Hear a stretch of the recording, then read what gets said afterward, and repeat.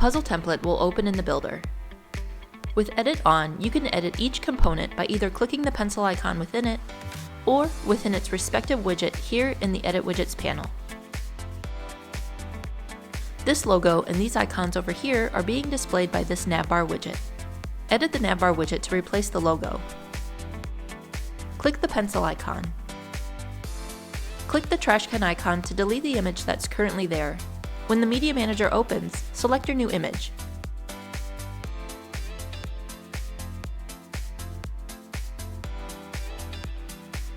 If you'd like, you can update the URL it links to as well.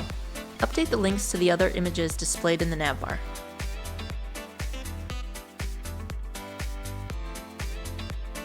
To edit this text, edit the rich text widget called Headline.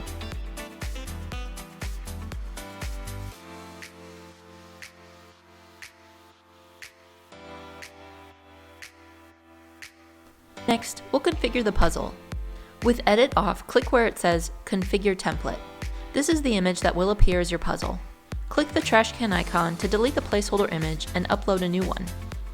It must be a minimum of 400 by 400 pixels in size. Specify the number of grid columns you would like in your puzzle. The more columns, the harder it will be. Another option will be to make the puzzle fluid or fixed. Here's the difference between these two options. Fluid means the pieces will be constrained in the square and can move as you're dragging pieces into their place. Fixed means you'll see an extra box around the puzzle area so pieces can be moved off the grid until you place them where they go. If you'd like to show a countdown, leave this switched on and specify the number of minutes and seconds you'd like to allow.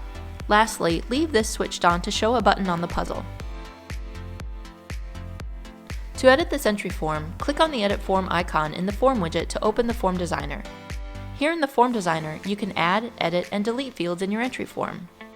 When you add a field, you can edit the label here, and also edit the form settings here in the menu on the right. If you'd like to collect the time it took for each participant to solve the puzzle, leave this field intact.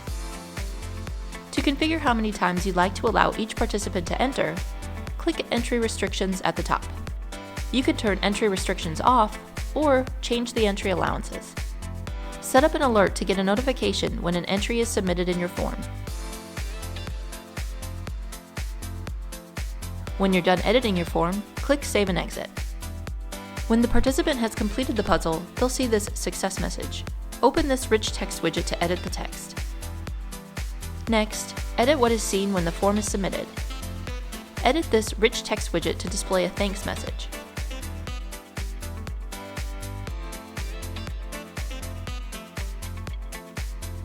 Then, edit this share widget. Select which share icons you'd like to display. If you're including Facebook in your share options, configure how your share post will look on Facebook by uploading an image that's 1200 by 630 pixels in size. If you've included a timer in your puzzle configuration, edit this failure message, which will be seen when the timer runs out. Lastly, edit what is seen in the footer text.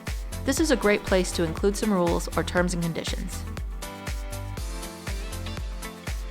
Once you've customized the content within your landing page, use the Style panel to customize the look and feel of it. Choose a new theme,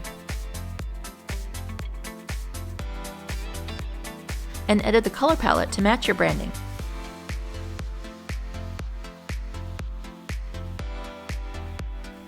Click Preview to test your campaign.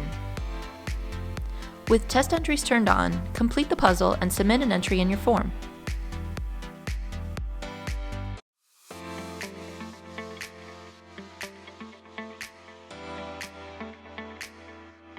When you're done testing and you're ready to publish, click Publish Campaign and follow the prompts. If you like, customize the landing page URL and hit Publish. Your landing page is live at this URL.